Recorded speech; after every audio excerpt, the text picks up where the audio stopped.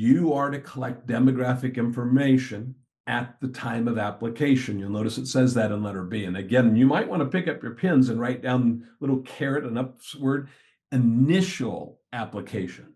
There is no definition of completed application. It's not a thing when it comes to HMDA, because HMDA says report, basically anything once you're in the application process. What's the disposition, denied, withdrawn, et cetera, all those. And if you need more information on that, webinar coming up soon. So initial application, not complete. Now, this request, you have to ask them for it. You've got to give them the disclaimer that you see on your screen or in paragraph D.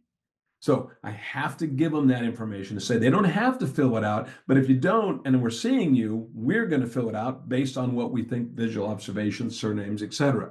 Look at letter E.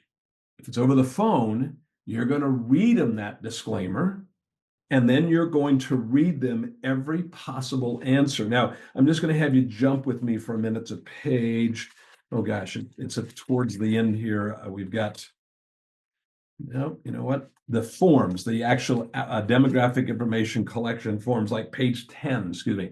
If you look at page 10, you'll see the disclaimer, then you'll see ethnicity, and you'll see there this Hispanic, a Latino, and then there's subcategories. You'd have to read every bit of that to them, except what is in italics. And where do we see that?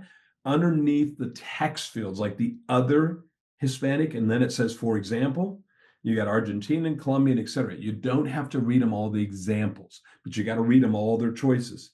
You're going to go to that sex. You're going to do that with race. And again, when we get over to the American Indian Native Hawaiian, you don't have to read the part about putting the name of the principal tribe. We don't have to go there. We don't have to go into the Native Hawaiian or Pacific Island, the other Asian.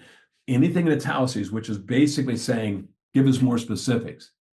You don't have to. You got to tell them every main and subcategory. You'd have to read that to them. So if you're taking telephone apps, this is a difficult thing, I think.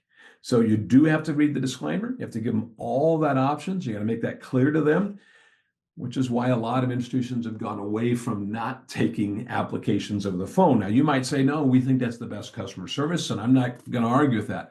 I'm saying is make sure that you are collecting an initial application. And if you do that over the phone, it's not exempt. In fact, it probably adds a little burden to you.